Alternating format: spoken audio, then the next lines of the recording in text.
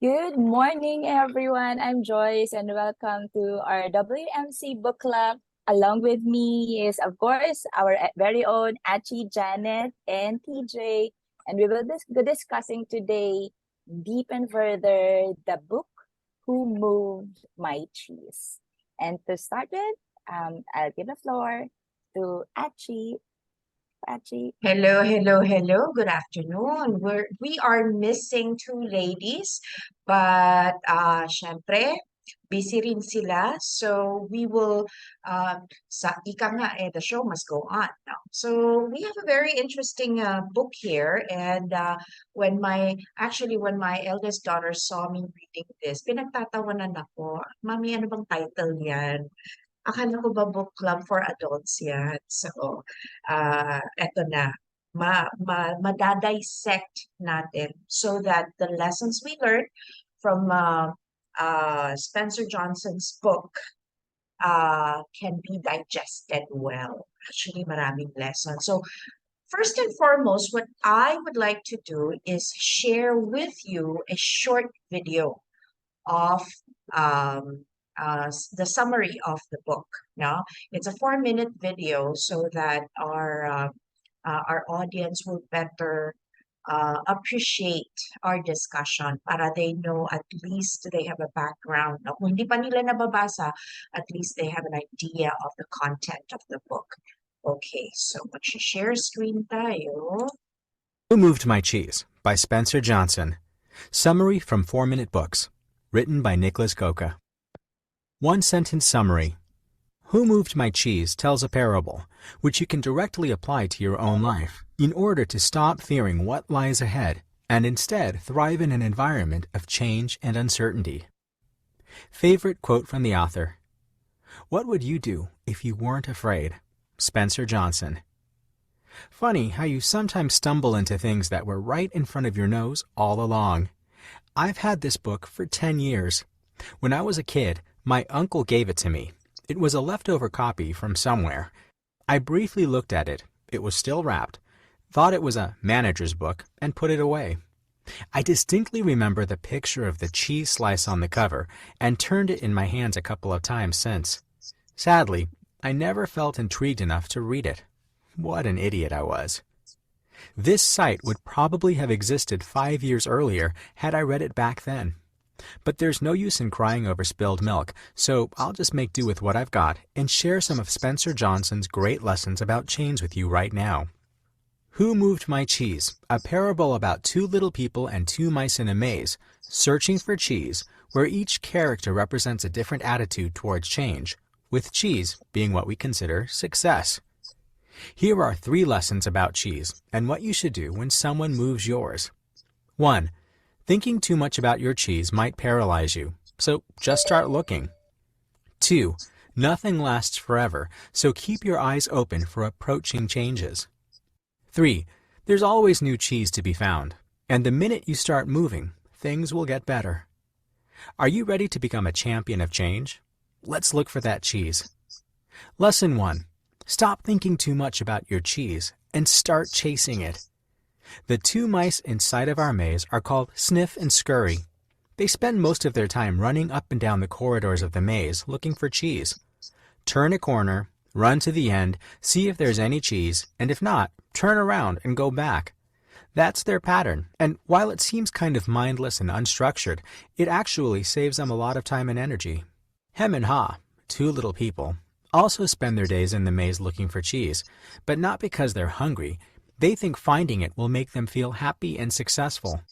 However, because of their complex brains, they think a lot about how they can find the cheese the fastest, which strategies will work best in getting through the maze, how to keep track of those strategies, what finding the cheese will feel like, when they'll finally find it, and of course, they wonder if there is even any cheese in the maze at all every time they turn another empty corner. Life is the same. Every minute you spend wondering what success looks like, how to get it, whether it's possible, and how you'll feel in the future is a minute not spending working towards it. Humans are complicated beings, but that doesn't mean we have to make everything complicated. Be more like a mouse and just start running. Lesson 2. Even the biggest cheese doesn't last forever, so try to see change coming. Sniff and Scurry soon found a big stash of cheese at Station C, and even though they enjoyed snacking a bit of it every day, they kept paying attention. The amount of cheese kept declining slowly but steadily every day. Once they realized they were about to run out, they decided to move on of their own accord and soon found another huge cheese at Station N. When Hem and Haw found Station C, however, they settled there and quickly grew accustomed to the new status quo. The cheese fest they indulged in every day soon became the center of their lives, as they thought it was the fair reward for all their hard work. They were so preoccupied with the cheese that they didn't notice how it was disappearing, one piece at a time, and how some corners of it even got moldy. One morning, they woke up only to find someone had moved their cheese. This left Hem and Haw sad, depressed, feeling treated unfairly, and in denial. Instead of venturing out to find new cheese, they kept returning to Station C, getting even hungrier and weaker. No supply of cheese can last forever. Change is always bound to happen sooner or later. Instead of fooling yourself that things will stay the same forever, always keep an eye open for change. Lesson 3. Don't worry, there's always new cheese to be found. The minute you start moving, things will improve. The best part about cheese isn't that once you've found it, you're set for life. It's that there's always more cheese to be found. Haw eventually got sick of sitting around, so he decided to go looking for new cheese all by himself. Once he started moving, his situation instantly got better. Yes, he found a few bits and pieces of cheese here and there at first, but this was a lot better than doing nothing and being paralyzed by fear. After having found the courage to move on despite your fears once, fear's grip on you will never be as strong as it used to be. Haw realized the accumulated fears in his mind were a lot worse than even the biggest challenges he encountered. Full of confidence, he kept exploring the maze until he eventually found Sniff and Scurry at Station N, where the three of them shared the new cheese they had found. Hey, this is Nick, the founder of 4-Minute Books, and I want to thank you so much for watching our video. Yeah. So that's a quick 4-minute summary of the book, Who Moved My Cheese? And we would like to welcome Arlene on board. Buti nakahabol si Arlene. We missed you the past couple of sessions. Ayan. So, what I would like to do, and just like what I did before, is that I did a bit of research and looked for other experts who provided their thoughts and their, personal opinion about what they've learned from uh, Spencer Johnson's book, Who Moved the Cheese? No? So I'd like to read through it. Ngayon, from there, perhaps any one of you ladies, if you have any thoughts, any experiences you would want to share regarding these lessons or regarding the questions that might come up, uh, please share them. Tapos, si Amy kasi, since she's not able to join us today, meron siyang phone-in question. So mamaya, i-mention natin yung kanyang phone-in question. Ayan. So, let's start it off. Now, immediately the story that Michael shared was about the cheese and the maize. Yan yung setting ng kanyang short story, And we know for a fact that in the story, the cheese represents something. It is a metaphor for goals, for success, whatever that may be, no? Whether it's financial, it is spiritual, it is, personal with family, no? And then the maze is the journey or the path one has to take to reach that goal, to reach their cheese, no? Now, so dun sa characters ng story, we know what their cheese is, and their individual goals are. And if I can just kind of add a bit more, no? Si Sniff tsaka si Scurry kasi I think it's more of a need. kailangan nila Kailangan nila yung cheese They need it to survive, di ba? Kasi yun yung food nila. Kay hem tsaka kay ho, it's more of a want. Yeah. So, bukod sa looking at our cheese, we also have to be careful, I think, in my opinion, in identifying yung cheese ba natin, is it a need or is it a want? Now, based sa sarili ninyong experiences, itong recent lang, it doesn't have to be from, decades ago, pero itong recent lang, ano ang naging cheese ninyo? Na-achieve nyo na ba? Or are you still, going through that maze to achieve it or to get to your cheese? Ayan. Dahil late si Arlene, ikaw ang unang sasagot. Sige nga, Arlene. Yes, good afternoon to all. Na-miss ko kayo. Oo, na-miss ka rin namin. And I'm so happy we have a very light book right now to have a review. So I think I'm how. While I'm reading the book, I associated myself with how. Kasi recently, I'm still on my way to finding my cheese. And there are so many distractions along the way. But I'm getting there. What I learned there is the important thing is you've got to be able to accept the change in the right time. But I thought of how there is um, him finding his cheese is just at the right time. Parang if you want to, if in a hypothetical situation. If Sniff or what you call this, Sniff and what you call this is Scurry? Scary Yeah. would ask him, just like what he did to him. Maybe he will not also go with them because he's not yet ready, maybe emotionally or socially, whatever aspect of his life. But I think how he accepted it was just the right time because he was in the right perspective, he was in the right disposition to accept the changes.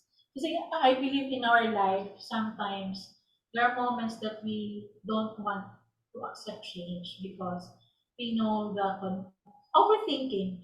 But sometimes we do the pros and cons and everything. But there will come a time that you think that it is the right time for you to do it. To accept those changes and do something about it. And I think I'm in that type of disposition right now.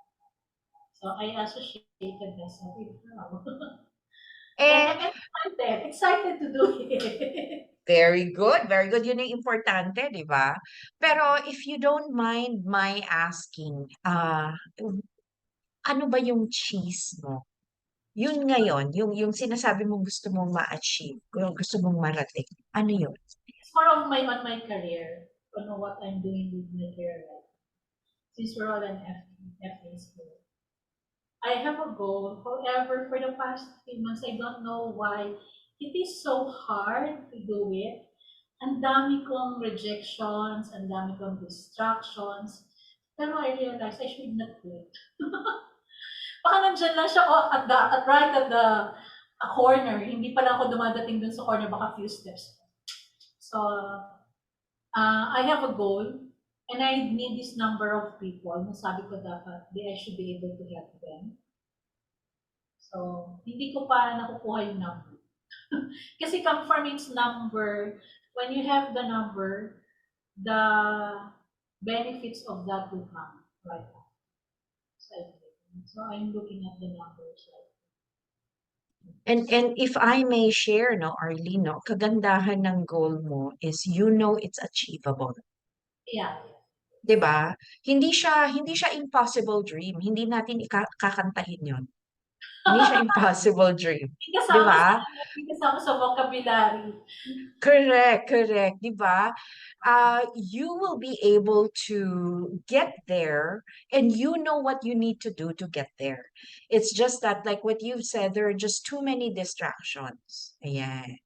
How about you, Joyce? Ano ang cheese ngayon sa buhay mo and what are the challenges that you have to go through or what do you think is the path that you have to take to get there if you haven't gotten there yet? Okay. For me, actually, the cheese, kasi it's something na what I really want, personal and of course sa work. So sa personal, small things like finishing my first full marathon, and then there's a lot, spiritual also. At least I wanted to have like giving back activity. And then sa work, of course, the recognitions and the award, I think it's a personal annual development for me once na ma-achieve ko yun. But this book made me realize na kung si Ate Arlene is the challenges, sa akin naman personal because I am resisting. So I am resisting to the change. Like for example, I just celebrated my 9th year in the business, July 1. Thank you. Congratulations! And then na-realize ko because of the pandemic, at sobra talagang dami ng change happen, di ba? In our business, personal life.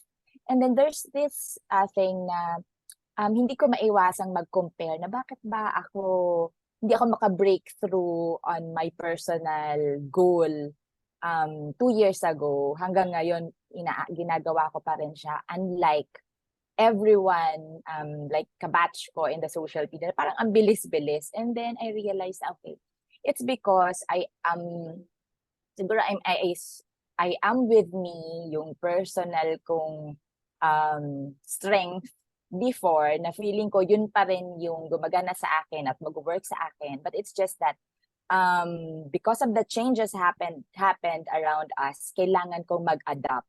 And the book made me realize na that's why, actually alam ko na ba nito, that's why maybe hindi ako nakakaalis ng mabilis or nakaka-breakthrough ng mabilis dun sa goal ko. Like now, this 2023, mid-year already and I am far from my target sa work. It's because I know the changes I needed to do, but when I sit down in my office, I planned out the things I needed to do, ako ang nagre-resist na gawin to because I am still on my old routine and old ways na hindi na nag-work. And it's like paulit-ulit na eye-opener sa akin na I really have to go back to what my cheese is. Na, okay, lumalaki siya sa akin, sa vision board ko, but then I still can't get it, nawawala siya, and eventually nandun ako sa, okay, maybe next month na lang, or maybe next quarter na lang, because when I started to feel like kailangan ko na gawin kasi yung ginagawa na dapat kong gawin, hindi ko pa rin siya ginagawa because it's a new environment for me. Mahihirapan ako, nasa utak ko lahat yon. Not overthinking, pero talagang lumiliit ang brain ko in accepting the fact na I needed to move forward. I needed to change. So this book allowed me na, okay, kailangan ko talagang mag-change no matter what. It's like a game. Life is a game. Kailangan mag-level up lagi or else I'll be left behind. Or more of either ma-delay yung pag-grab ko ng cheese ko with the awards, the recognition, or yung mga full marathon na gusto ko dahil ako lang mismo ang nagde-delay sa sarili ko. Or else, the world can't wait for me. So true. So true. And change will come whether you're ready or not. 'Di ba? Since alam naman natin the expect the unexpected, why not do our best to prepare for it, no? Ang ganda ng share mo, Joyce. TJ, how about you? Hello, everybody. The first off, very good analogy actually on that if our cheese is either a need or a want. To that question, I think depending on where we are in our life, nagbabago kasi siya. No, kung need ba siya or want. And then to Joy's perspective, since there are very many aspects of our life that we're trying to manage every day, physical, career, family, may iba-ibang cheese kasi doon. And yun nga yun, I think it's important for us to really identify if it's a need or it's a want. That way, we'd know how to, behave, so to speak, and not be trapped into that thinking paralysis na nangyayari. I think yun naman yung nangyayari. No? Every time we're introduced to change, we overthink things a lot because we're so comfortable with what we are now. Or alam mo yung parang meron na kasi tayong nakaplan.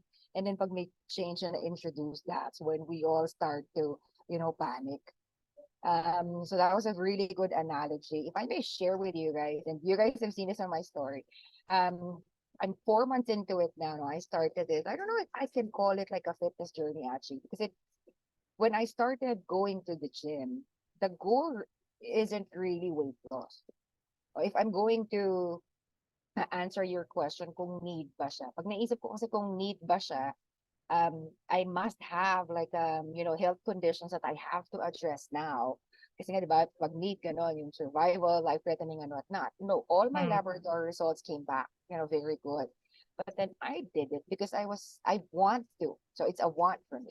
I want to challenge, beliefs, or principles or theories that, that that I live by. Number one, it only takes 21 days daw ba? It only takes 21 days to build a habit. So now I'm 4 months into it. Oh, diba? I have proven it myself that, oo nga, no? 21 days to form a habit, 60 days for it to be a lifestyle, 90 days for it to be a second nature to you. So na-prove ko yun. Second na tinatry kong i-prove, no, would be kapag daw hindi, if you're not motivated, you have to be disciplined. So, and that really happened to me. I share that every day, especially when it's raining in the morning, and then you have to be at the gym at 6 o'clock. And or when you have like a long day at work, but then your PT session is at 7 in the evening, no, pero pupunta ka pa din. So in my case, that fitness journey was my cheese for the last 4 months, and it's a want for me. The change that I had to how do I say, embrace, yun nga, no, is yung to be comfortable with the routine that I built for myself. No, parang hindi, for the longest time, no, hindi kasi normal yun sa akin na 6 o'clock nasa gym ka na. No, parang 6 o'clock, parang 6 o'clock, hinahanap ko na my parents, so we're getting ready for breakfast. I await their stories or what their plan for the days, and I have them here. Parang hindi ganon. So now I had to skip that because I have to be at the gym. Lagi kong gusto kasi na early morning ako yung nandoon, no, para onti pa lang yung tao so that I can have a head start for my day. It wasn't really, so to speak, like a difficult change that I had to embrace. Ang nangyayari na lang, no, I made sure na talagang 1 hour lang ako, no, at the gym. So that yung 7:30 breakfast nila, no, I can still join them, so that, I can hear their stories or whatever it is that they want to talk about. Then I drink them here, and then by 9 o'clock, I'm here na at the office. O, yun lang, no, yung change talaga was for me to stick to that. And I was able to prove na yung 21 days nga lang daw, no, to build the habit is so, so true. So to me, yung cheese ko na yun, na-achieve ko na siya. And then now to your question, na iniisip ko nga kaya, no, now that na-prove ko na itong mga theories and principles na ito kung totoo, ay napatunayan ko na talaga what will be my cheese this next 3 months of, because I'm still going to continue it. No, itong fitness journey, kasi sayang naman, no, na-build mo na yung routine mo. Of course, of course. I feel a lot better now. So iniisip ko, ito bang next 3 months ko na to as, my second cycle of PT, weight loss na ba yung cheese ko dito? Hindi ko pa talaga siya na-figure out. I was at the gym this morning. Hindi ko pa rin siya na-figure out. And yung change nga na yun, Ko alam parang sa akin excited ako dun. Excited ako dun kasi I don't know what will be my goal for this quarter. So, yun yung sa akin, no, na yun kasi yung focus ko ngayon, no, like um um Arlene talked about career. I think yun yung priority focus na ngayon. Same thing with Joyce, yun yung priority focus na ngayon. No? Sa akin kasi talaga ito, I don't know how do I categorize it actually. Saan ba siya magpo-fall? Is it under health or is it under I don't know, beliefs? Di ko alam. Basta lang na-excite ako doon. Yun lang. Thank you, TJ. Ako naman, I'd like to get one piece of something now from each of you ladies now, from what each of you has shared now. Naniniwala ako sa sinabi ni Arlene na timing. You know, we as individuals, especially we as very busy individuals, we are not only mothers, we are also career people, no? Tapos in some cases like TJ and Joyce, you manage advisors also, di ba? Arlene, nagma-manage ka na rin? Hindi. Okay. So, pareho tayo. So importante yung timing eh. Because pare-pareho lang tayo na may 24 hours a day. We need 8 hours of sleep. We need time to rest, recharge, and recover. We need time to enjoy, activities with the people we love. We also need time to focus on our business. And our business has many aspects. It is not only working with our clients, it's also our obligation to our company and with you, TJ and Joyce, your obligation to your agents. No?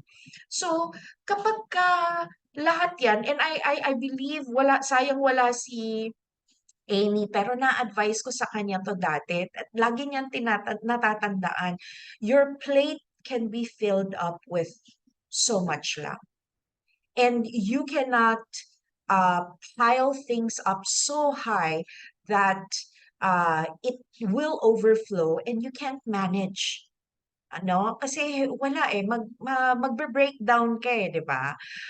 Mag-burn out ka, mapapagod ka, and instead of being able to accomplish everything that is in front of you, wala kang matatapos. And I know that for a fact because I've gone through that stage in my life before, thinking na I'm Wonder Woman, I can do everything. So I take on, all the obligations that is, responsibilities. Akala mo kaya mo mag-isa, di ba? Tapos yung pala hindi. No? So timing is important. And right now, sa paniniwala ko, kaya ko nagagawa yung ginagawa ko ngayon, which is what is at the top of my priority list, what is my cheese right now, is myself, my overall well-being, no? And, especially for mothers, sometimes we feel na, oh, that's being selfish, we shouldn't do that. Kailangan mauna yung anak natin, kailangan mauna yung magulang natin, kailangan mauna si husband, no, before tayo. When in fact, the truth is, we have to take care of ourselves muna. Di ba, whenever we get on a plane, before the plane gets off, anong sinasabi ng flight attendant, di ba? Pag bumaba yung oxygen mask, suot mo muna yung sa sarili mo before you help other people, even if ang katabi mo ay sarili mong anak. Because if you are not able to breathe properly, you won't be able to help other people, di ba? So, sarili mo muna. And if you are able to take care of yourself well enough to be strong, to be healthy, to be capable, then you can take care of other people as well. I have 4 young adult kids. Hindi na ako naghahabol ng bata na makulit. Hindi na ako nagpapalit ng diaper. Hindi ko na kailangan pagluto sila, no? So I have that time right now, but I choose to wake up 5 o'clock in the morning so that I can hit the pool at 6:30, or I can hit the gym at 6 a.m. and work out with with my coach. No, I also choose to set aside time to visit my cardiologist, my OB, my gynecologist, my other specialists. No, um, para, these are people who can help you monitor your health, overall health. Now, pagdating naman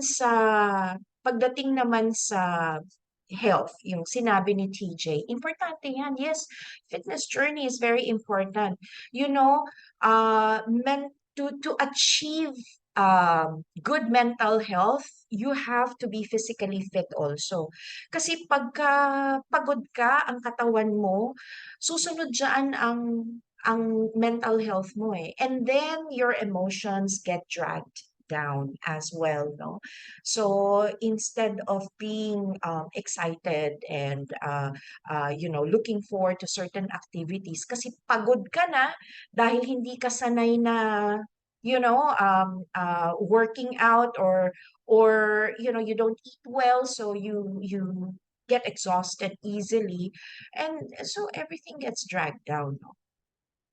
Pagdating naman sa career, no, like what Joyce shared, no, I think if you are able to take care of yourself well enough, you'll be able to take care of everything else on your plate.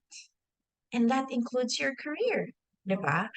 Kung yun ang focus mo ngayon, no, then you'll be able to do it. The I think what should matter for us, no, when it comes to career, and I'm not, this is a personal opinion, is to look at it long term. Kasi nasa sales tayo eh. We are as good as our yung last sale. We are as good as what we have achieved last year lang or last month, no? Etong kakaumpisa lang ng July, no? Etong buwan na to, this is another whole month of challenges, no? A whole month of targets, no, trying to achieve our pledges, no. So, what is important is to look at it long term, no. Long term meaning, how are you able to take care of the people who entrusted their money with you? How are you able to, um, uh, be at the top of everything when it comes to your team, your agents? No?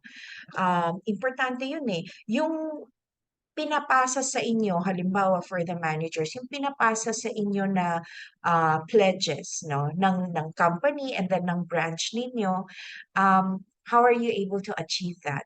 No? Kailangan you're at the top of everything eh, so that you can do it, so that you know you can achieve it at the end of this month, at the end of this quarter, at the end of this year. Diba? So, again, it boils back to, are you taking care of yourself well enough?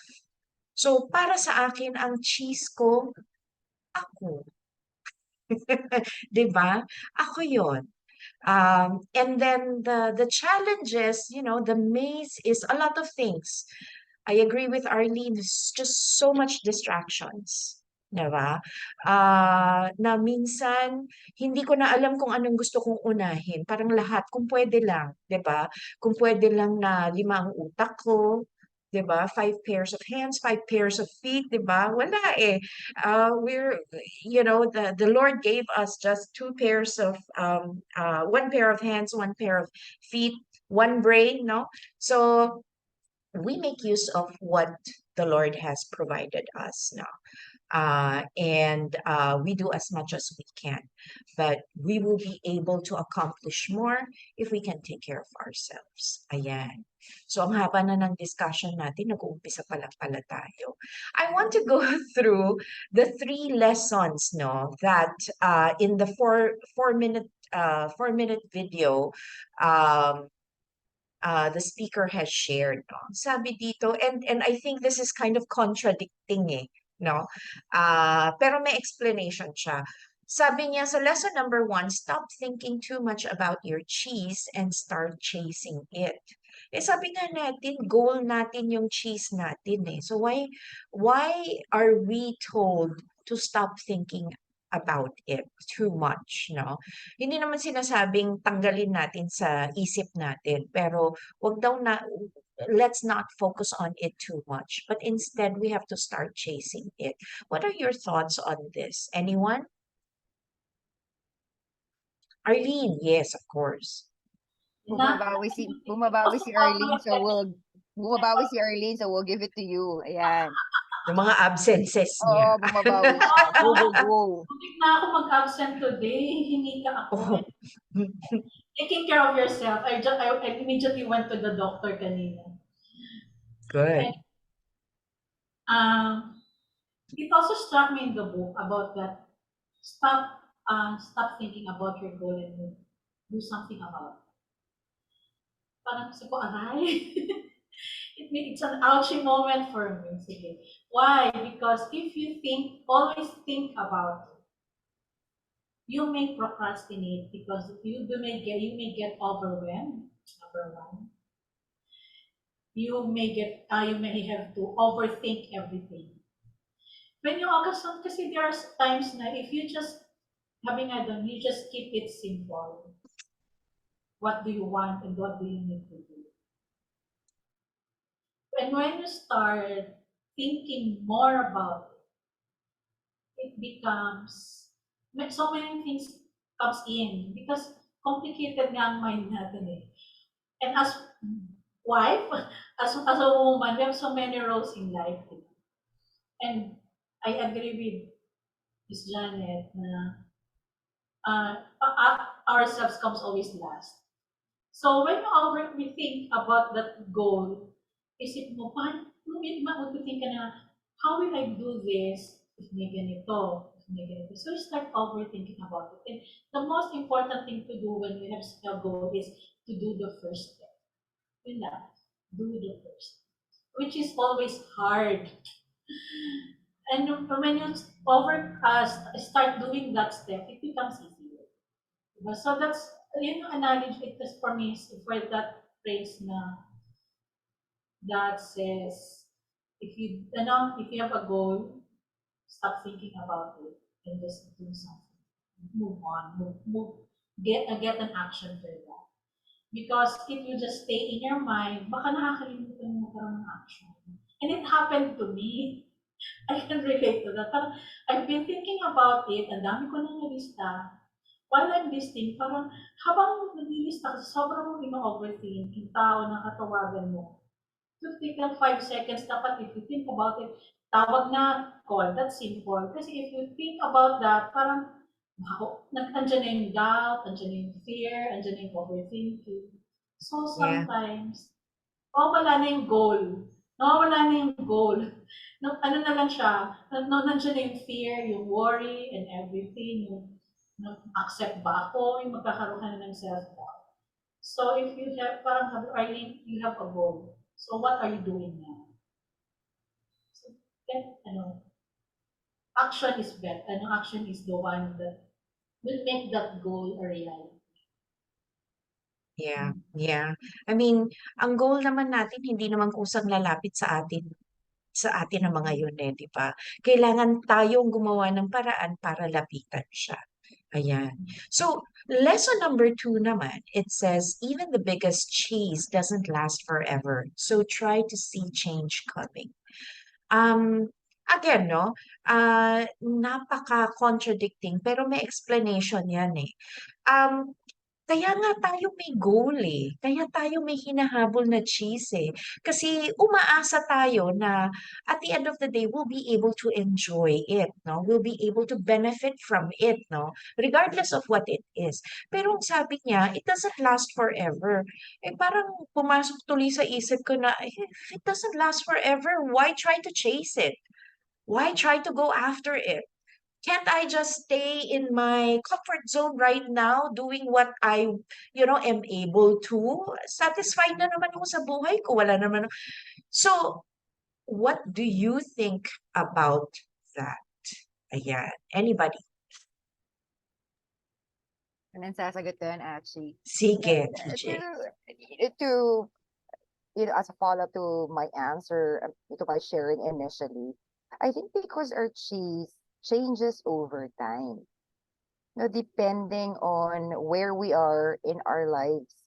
Diba isipin nyo, when we were single, without dependent, diba, ang cheese natin noon is to, uh, ano tayo, backtrack pa tayo, no? When we were all like younger, much younger, but when we were in school, our cheese then was to finish school.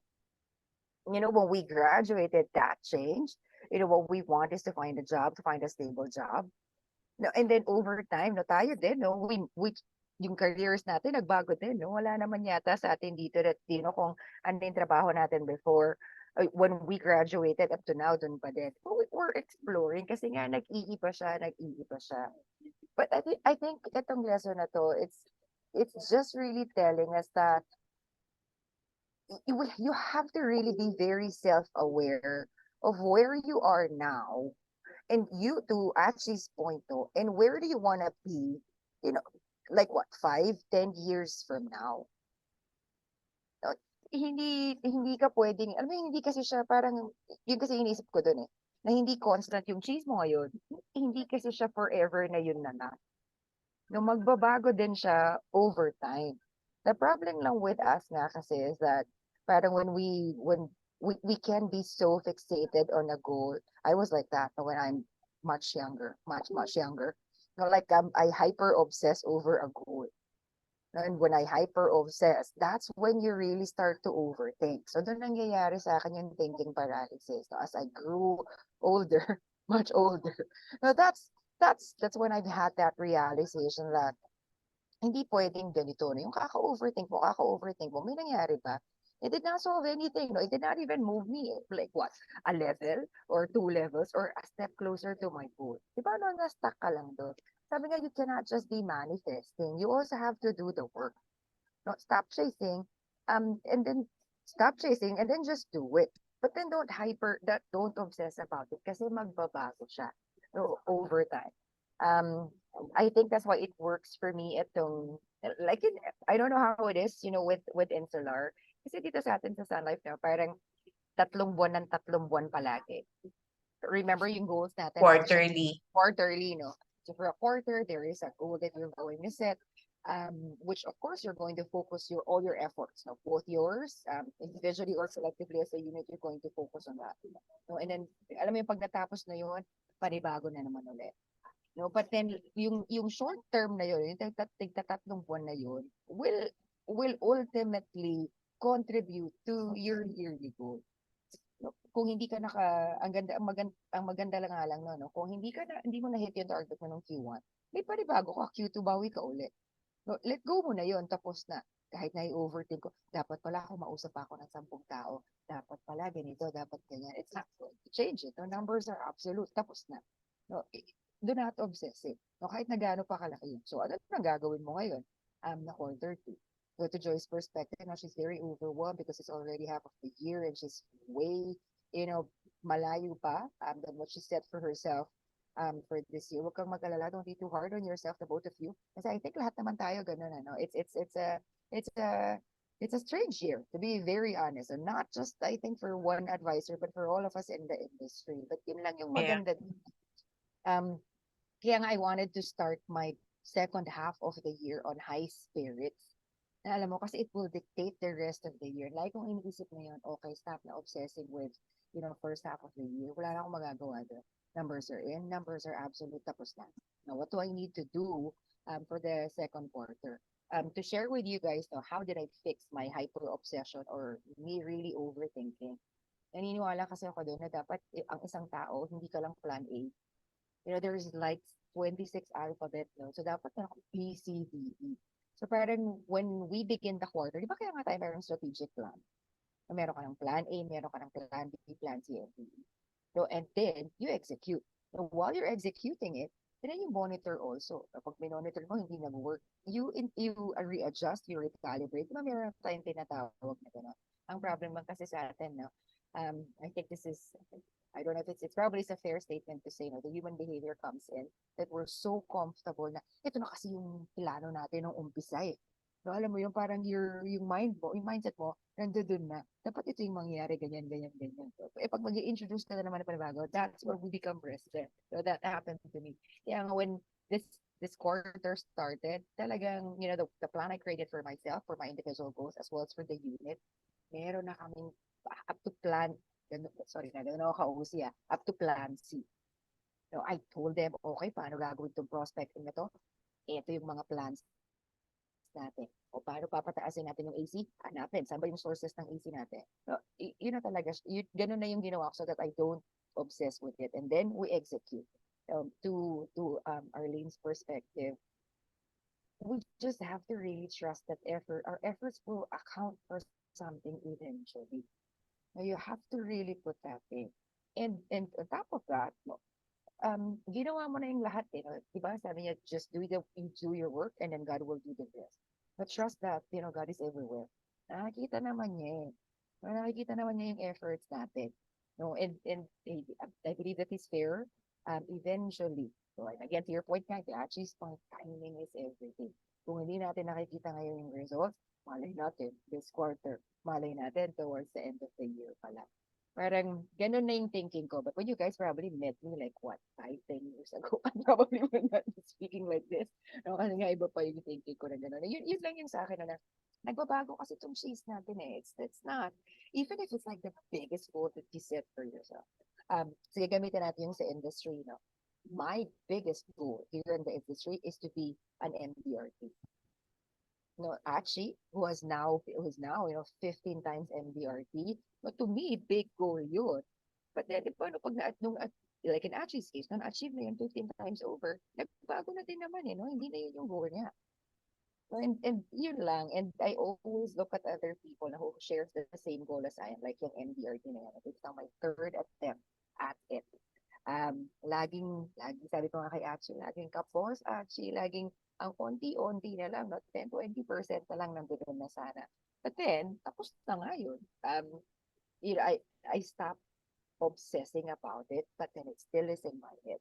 So may plan pa din ako, I'll execute it, and then, you know, I will just trust my hard work, trust my efforts, and then God will take care of the rest for me.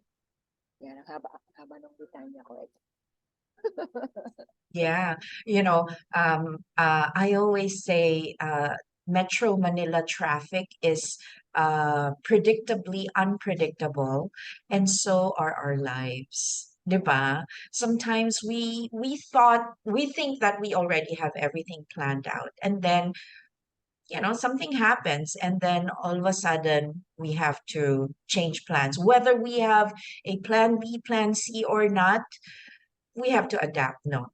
And tama ka, TJ, no? We have to trust the process kasi may process tayo eh, 'di ba? As salespeople, we have a process that we follow.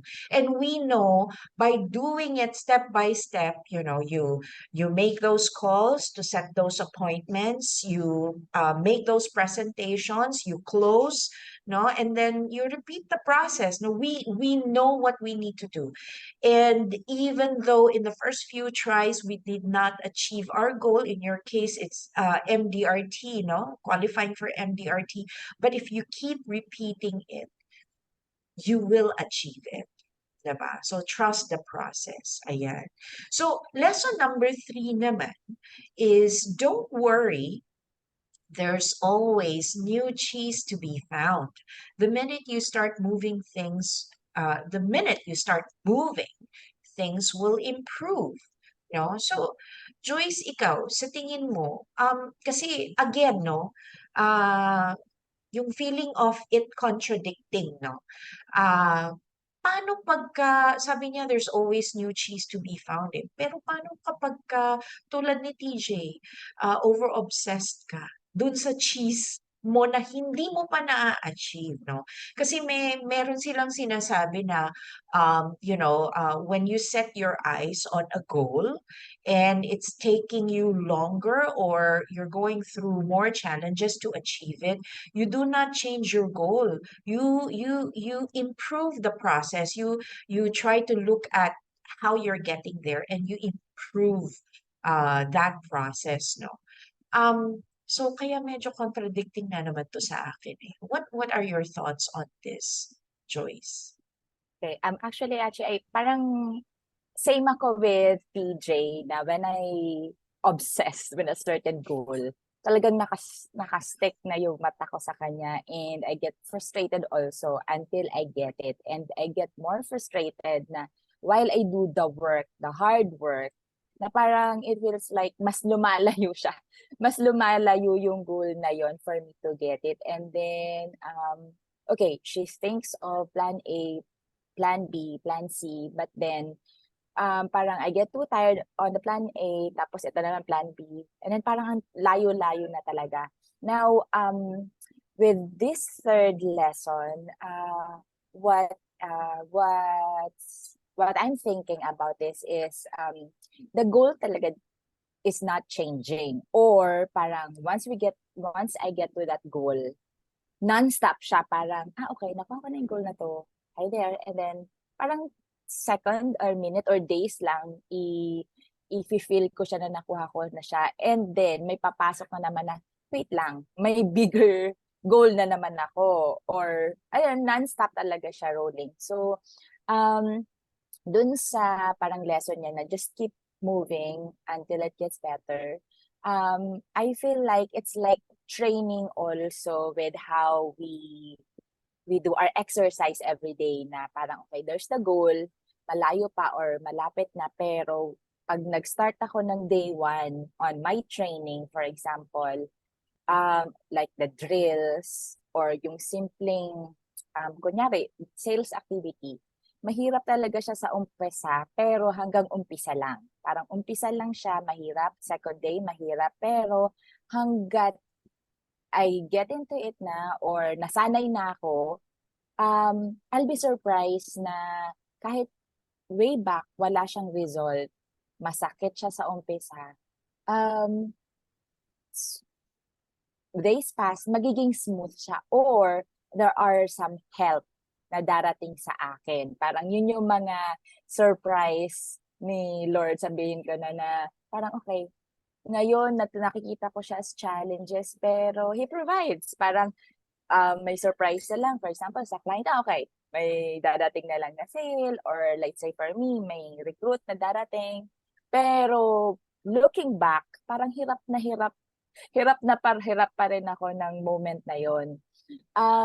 And not necessarily naman, lagi na lang to, syempre, ako, for example, recruitment or hiring people, parang na-stick na ako dito sa office ko, okay, I need to hire this number, kunyari 10 for this month. Pero hanggang dyan lang siya.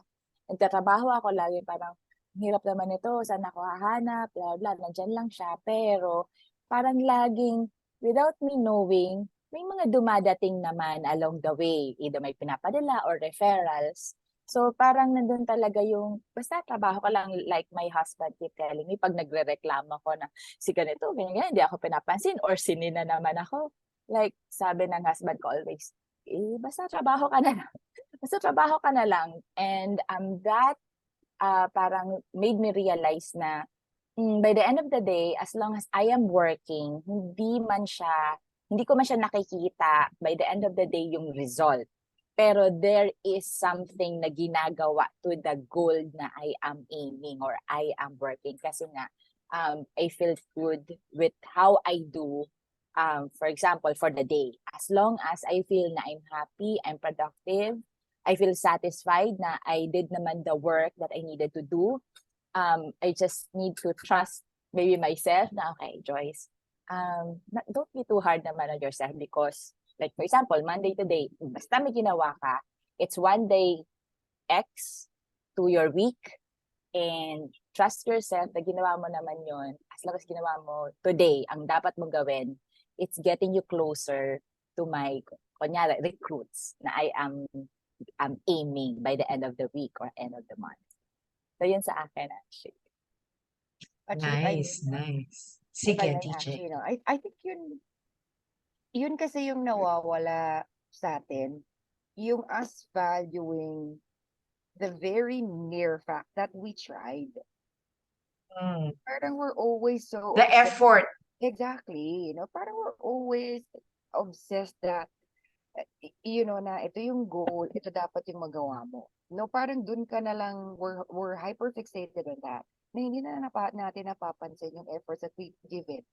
No, every day, every hour. No, to Joy's perspective, this is our first day of the week. Um, you know, most of us would probably feel overwhelmed on a Monday na dapat ganito kadami yung nagawa mo para masabi mong successful ka on a Monday. But truth of the matter is that the very mere fact that you woke up today, put in some effort, it should be something that you should celebrate already. No, sabi nga ni Angie, that we can only have so much on our plate. And when we really try to keep that plate full, that's when the overthinking happens. So, ang ganda lang nung sinabi ni Joyce. And also, you guys, of course, you guys know the story of Rapunzel, no? Share ko lang. The story of Rapunzel. Sabi ni Joyce, yung goal daw niya, parang it's rolling. No, may natapos ka ngayon, may panibagod na naman, etc., etc. So in one scene in that animated movie adaptation, animated version of that story ng Rapunzel. So si Rapunzel, parang sabi niya dun sa kay Flynn Rider, sorry, backtrack muna ako na. So Rapunzel, yung sheep niya, was to get out of the castle to see the lights and the floating lanterns. Mhm. And then while they were waiting for that event to happen, sabi niya dun kay Flynn Rider, what happens after my dream has come true? Ang sabi sa kanya ni Flynn Rider, that's the beauty about dreams. Kasi pag natapos yung isa, pwede ka na naman magkaroon ng panibagong dream. That's a choice perspective kasi ganun nga yun. So, yun yung lesson 2 that, even if it's the biggest cheese, it's not gonna last forever. Meron naman uling bago yan. To just really keep on moving kasi hindi pa naman tapos yung buhay natin sa iisang cheese lang. Magbabago nga siya over time. That's nice. That's nice. So true. So true. Now, bago maubos ang oras natin, sagutin na natin yung phone-in question ni Oh, Amy. No? yes. Excited tayo. Ayan. Yes. So ito yung question niya. I'd like to hear your take on adapting to modern tools such as AI as part of the change. Ayan. Kasi maraming good and bad things are being said about AI, no? So sige nga, who wants to go first? What are your thoughts Actually. on Sige Joyce? Okay. Kasi everyone around me parang threatened when they heard like AI is going to replace our job. Parang ako, I from the very beginning, I stand to my point na robots can change Joyce. si Joyce, dohen niya ako eh. I have my skill set, I have my talents, I have more of my heart with me.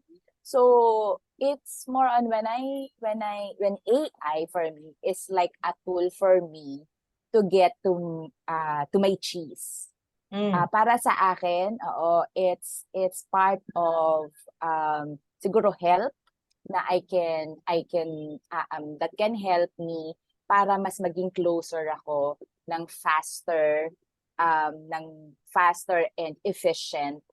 But of course, still on the other side of my brain, it will not change me, but at the same time, kailangan ko din maging adapted to it. At the same time, I need to move fast as well because knowing that the AI works faster more than what I can do, kailangan din ako makipagsabayan. So while I am enhancing and developing Joyce, my skills na binigay sa akin ni Lord, the gift na all binigay niya sa akin, it will just parang complement to me for me to get my cheese. At kung mas marami pang cheese ako makukuha. Not just my one cheese, but as hopefully multiple cheese with the help of AI. But that will never replace me. There's only one Joyce. That's true. Yeah. Yes po. Yeah. To How Joyce's about you, perspective- TJ? to Joy's perspective, nga, no, I from my point of view, I'm not threatened with the introduction of AI and how these technological advances are becoming more popular. For one, I think what brought this change is the pandemic. Napansin ko Mm. ba the way we do our business has changed after the pandemic. The shift in digitalization really happened quicker than than what we thought or what we expected. To me, not you embrace it that it's there, that it's present, but then Mhm. don't get too overwhelmed about it. It's important that you're aware. So let's not completely dismiss the idea that AI can really help automate a lot of the things that we do. To Joy's perspective, it Yeah. can be more efficient, make us more efficient, meaning yung mga tasks na even those menial and petty tasks na tayo pa yung gumagawa, baka pwedeng AI na yun and whatnot. Um, to just be aware of it. But again, to her perspective, no, there's only one actually. There's only one choice. There's only one TJ. There's only one Harry. We can't be replaced by that. Let me give you a very good example. Di ba? When we call customer service, whatever this may be. Alam niyo ba yun? Di ba in-introduce na yung IVR? No, IVR, may sumasagot na, press 1, etc., etc. Ngayon nga, when you call Globe, when you have questions, ang dami-dami mga option like self-service option. But then after yan tapusin lahat yun, ang request ko pa din is that, talk to a live To person. talk to a warm body. Yeah. Exactly. When you guys go to Same our here. website too, di ba? When you guys to our website too, like the Sun Life website, no, merong chat doon and whatnot. It'll give you a lot of self-service option and whatnot and yada yada. Pero ang choose ko pa din doon is, talk to a live representative. No, yung hindi kasi kaya ng AI yung human connection. So I Mm. think that it's something that we should feel threatened, but it's something that we should be aware on how we can coexist with it and how it can help us with our day-to-day. Kasi baka yung cheese ni Achi that we look after ourselves, baka with us using AI, talagang magkaroon tayo ng time that na time talaga for ourselves. So true, TJ. Ikaw, Arlene, what are your thoughts on AI and the use of modern tools? For me, AI is only a tool. It should not replace the human person. I agree with you all. We are all unique, but high emotions they cannot do it. And also, they cannot, ang tawag dyan, what, for AI kasi, if what they will put into that server, that's what you will get. And the Mm. human being, it's much more complicated than that AI. Yes, it can make our lives efficient. It makes our lives more convenient to everyone. However, sometimes that convenience is also parang, detrimental to our lives. Kasi Mm. sometimes, nawawala na yung creativity natin. Mm. And AI cannot do that for us. Mga ideas na out of this world, out of the box, AI can do that for you. Because, ano lang yun eh, what they have is yung pasts. Mm. Happened. What is just there na documented. However, whatever yung gawa ng create na yun lang yun. Up to that, they're in a box. But with our human mind, hindi nila kayang i-replicate. So, for me, it's just a tool to make our lives easier. Okay siya sa akin. But it cannot replace human beings. Kasi, if they can, ano mo naalala ko dyan sa AI, yung iRobot na movie. Yeah, kay Will Smith. Will Kay Will Smith. Smith. Nag-plug pa tayo ng Netflix movie. Sorry pero No, it's okay. Oo, yeah, that's what I remember. Then the wall E, yan. Um, it's really just a tool. Don't give them that power to overcome it, you know, as living beings, because hanggang dyan lang sila. And we are much more better in terms of our emotions. They don't have emotions. They have that innovativeness. They don't have that creativity. Wala. Wala sila. So I accept them to help me make my life easier up to that point. Pero if to replace people, hindi. Kasi can you imagine, kahit sa mga factories, may human intervention pa rin at one. Yeah. Kahit, Kahit pa paano may dapat yes, nagsusupervise. yes. Yung I've been to, yung bata-bata pa yung anak ko nun eh, it was about way back 2006, 2007. We went to Gardenia. Yes, it's automated from start to finish, pero there's still human intervention in between. Kung wala yung human intervention, wala. And that, those are machines. So it will break down. Machines sila. And people, when they break down, we have each other. Walang ganun ang machine. Diba? Wala silang social life. Yes. Other just, Ako, I believe that anything that we as individuals consume should be consumed in moderation. Anything in excess might cause a lot of, it could be a blessing, it could be a curse as well. So, kapag, you take in too much of something, it might cost you, diba? For example, paggamit ng Waze or Google Map, nagiging tanga ako sa daan kapag masyado ko nakaasa sa Waze at sa Google Map. But I mean, it is so much easier, di ba? You avoid yung mga congested na roads, no? Tapos, pag nagmamadali ka, hindi ka na nag-iisip, which road should I take to get to where I'm going, di ba? Ano ba yung mga possible options na mas maiksi yung oras, mas maiksi yung travel time ko? Wala na, di ba? However, na-realize ko somewhere, in the past couple of years na, oh my goodness, I have to sit in the car and think really long and hard to remember the roads I need to take, I need to drive through to get to my destination. Hindi ko na siya naaalala. And so what I would do at times now, pag hindi ako nagmamadali, is I would do away with Google Map or Waze. And I would just depend on my own memory, no, to get to where I wanted to go. Pero it's there to provide a lot of convenience for us, no. So I hope, Amy, that answered your question, no. So no, AI is not a threat.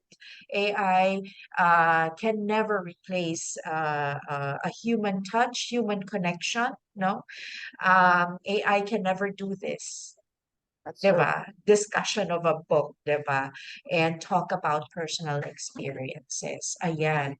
And so, that ends our book discussion and quite interesting. I'm sure marami pa tayo pwedeng may ungkat, no? So, I'd like to remind ang ating mga viewers, ang ating mga followers, kung nabasa niyo tong librong to, and if you have anything to add, if you have your thoughts, please, comment down below. This video will be posted on YouTube. The link will be shared on our Facebook page, no? So just comment down below and share with us your thoughts. Now, I remember TJ kanina may na-mention ka kasi sabi ko, this book, when my daughter saw the title, pinagtawanan ako. Sabi daw, ano ba itong binabasa mo, Mom? Who Moved My Cheese? Parang pambata, no? And it was after reading the first few pages that I realized this is not a kid's book. Pero, merong teen and kids version nito. Right, TJ? That's we have true, a team version. That's true. If you So what did I have is a hard copy of the book. The final pages of it there. Now, sabi niya doon, cheese for all. So there is actually one that is intended for teens, and then the other one that's intended for kids. Yes. Yeah, so yun lang napansin ko siya when Achi made mention that earlier in the session. I think importante yun, no, that you as young as as our kids are, we ensure we we teach them already that change is really part of our day to day, but not so that early on we can teach them how to adapt, we can teach them how to be resilient, so that our kids don't fall into that trap of being stuck in one phase, but then they just keep on moving. Mm, So you can yeah. catch those. I've not seen like an e-copy or an e-version of it just yet. Yung hard copies pa lang yung nakita ko there. You can see it now. So it's available. Um, it's a cheese nga daw for all. No? So it's available for everybody. I don't think Ayan. I don't think it's for just for kids. It's for adults. But even in the story, it says that the employees cannot. They're just like him. Tandaan na sila, pero they still cannot. And I with my, dun sa, when my previous lab, sa corporate, there are so many people who are like, kahit naman dito sa work natin, there's still so many people who are like, Yeah, yeah, yeah. And I think it's a natural instinct to be resistant to change. yeah, that's Mm-mm. just human behavior. Naisip ko lang, no, AI can't write a book. No, parang I was There reading you it. go. They can't write this book. Remember that, yung forward nito, how this book started out. Dr. Spencer Johnson was going through a rough time and is trying Yeah. to figure it out how to get out of it. But that's a personal experience that no AI can do. So, yun lang, no, i-add ko lang doon, no, AI can't write a book with a personal human touch, so to speak. And Yes. I just remember there was a parang philosopher who said this. The only constant in life is change. So I look it up. Sabi ko, alam ko may nagsabi ng ganun. From my college days, naalala ko yun. And it's Heraclitus. The only constant in life is change. So if you don't change, parang boring. Yeah. For Yeah. the same and the same. But really change is inevitable. It's part of And I think it's not only waiting for change to come or expecting change to come, it's also intentionally changing yourself. 'Di ba? Kasi tama Arlene, pag laging ganun tayo, boring naman, 'di ba? So, paminsan-minsan kailangan nagpapakulot, paminsan-minsan kailangan nagpapagupit, TJ, paminsan-minsan Oo. kailangan nagpapa-highlight, 'di ba? Puro buhok ang pinag-uusapan.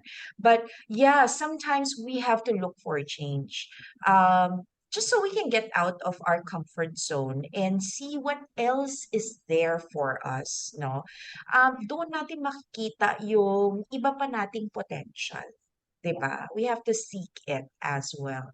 And so that ends our discussion. Thank you so much, ladies, and thank you everybody who listened in.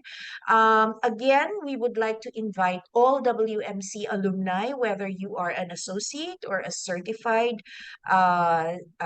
CEPP or CWP, please, if you're interested to join our next discussion, reach out to any one of us or maybe kay Amy, no? Or kay Kaloy. We miss Kaloy a lot. He's busy with his masteral, right? So please reach out to any one of us and we will send you an email on the title of our next book assignment.